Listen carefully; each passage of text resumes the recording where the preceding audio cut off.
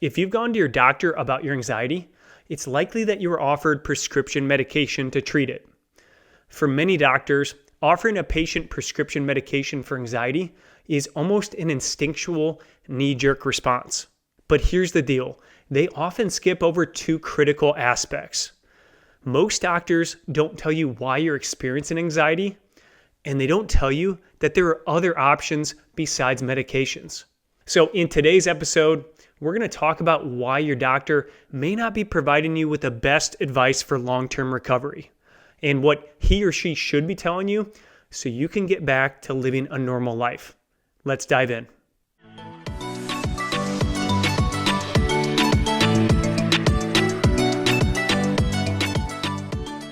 Hey everyone, welcome back to Fearless Anxiety. I'm Peter Wessels. All right, I vividly remember my own experience when I went to visit my doctor about my anxiety. I'd been suffering from severe anxiety and panic attacks for several weeks at that point. I remember waiting for the doctor to come in as I'm sitting in that cold, somewhat impersonal little patient room. And I remember being really nervous because I didn't know if I was going to be able to articulate to my doctor all the strange and intense sensations and symptoms that I'd been experiencing.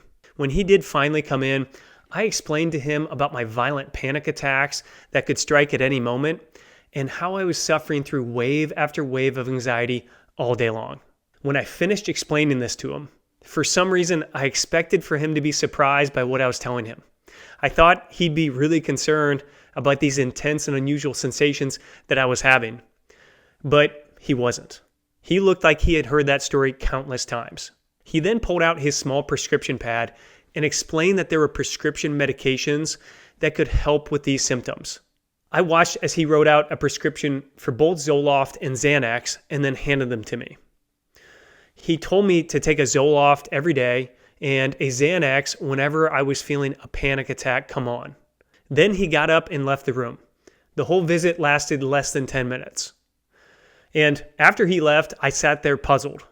Because on the one hand, I was happy because at least he offered me something to try to help with my anxiety.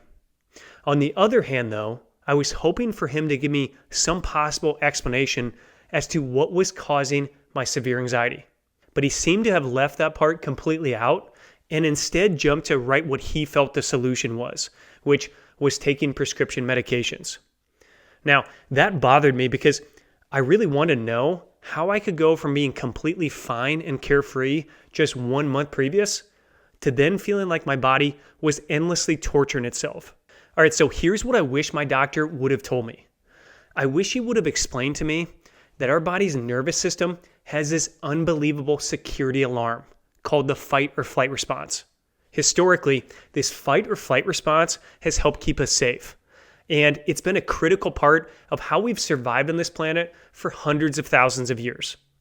Because when our ancient ancestors saw something dangerous, like a bear or a tiger, their fight or flight response would trigger and flood their body with adrenaline and cortisol.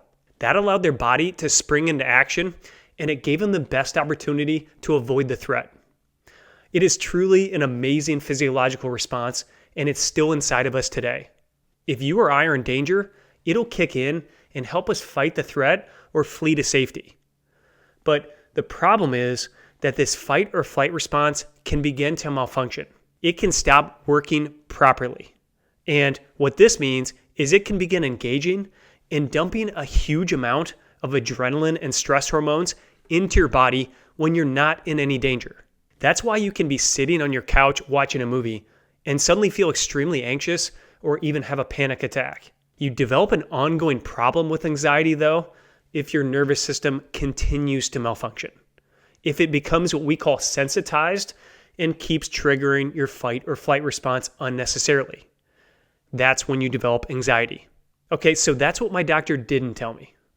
What he did tell me, however, is that there were medications that could help alleviate my symptoms. And that was technically true. But he left something out there too. He didn't tell me that this is a bit of a Band-Aid approach. See, these medications work by altering the chemical balance in your brain to help reduce symptoms. For instance, SSRIs like Zoloft and Prozac work by blocking your brain from reabsorbing serotonin. That allows for an increase in the overall serotonin levels in your brain, and that's what can help alleviate the symptoms of anxiety. But unfortunately, these medications don't address the underlying cause of your anxiety. Instead, taking medications typically leads to 3 different scenarios, which my doctor could have explained to me. Number 1, the medications might effectively reduce my anxiety. However, I should know that these medications often lead to dependency and might require me to take them indefinitely. Additionally, I might face unwanted side effects, and there's a possibility that over time, the medications could lose their effectiveness. Number 2, the medications could dampen the symptoms somewhat, but I still experience significant anxiety at times, and it continues to lurk in the shadows of my daily life. Number 3, the medications don't work at all, and after spending months of unsuccessfully trying different medications like Zoloft, Lexapro, and Prozac, I'm right back where I started. All right, before we go any further, I want to be clear that I'm not saying you shouldn't be taking these medications. Most of you are either taking one of these medications or you've tried taking them in the past. I'm also not telling you to stop taking these medications if you're currently on them. Many of my clients are taking one of these prescriptions by the time they meet me, and they only wean off them with their doctor's approval and as their recovery progresses. I personally tried both Zoloft and Xanax, but neither of them worked for me. In fact, they actually made my anxiety a bit worse, and the side effects were so bad that I was afraid to try any other medications. But to be honest, the medications not working for me was the best thing that happened, because it drove me to find the way to recover from my anxiety forever. That means I don't have to be reliant on medications, and I don't have to worry about anxiety ever again. So above all, what I wish my doctor would have told me, and what I want you to know now, is that there is a way to desensitize your nervous system so that it stops triggering your fight or flight response unnecessarily. That's what I wish I knew when I walked out of my doctor's office that day. And if you want to learn how I did it, I put the entire framework in the link below. It's the 5-step cure to anxiety and panic attacks, and it's completely free. It's my gift to you for joining me here today. Also, I don't want you to misinterpret what we've talked about here today as being somehow negative towards doctors. It was absolutely not my doctor's fault for not explaining these things to me, and I don't blame him one bit. The reality is that most doctors do not receive extensive training in mental health matters like anxiety. And even if they were to have that education, their busy schedules and the structure of our medical system means that they often just have a few minutes to assess a situation and then provide a solution.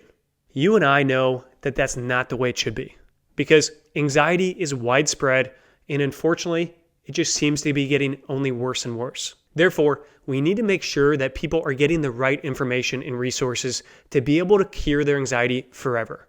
I'm going to keep trying to do my part by putting out these videos each and every week.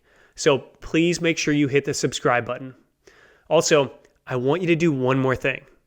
In the comments below, let me know how your experience went when you saw your own doctor about your anxiety. I'll be interested to hear if it went better than mine.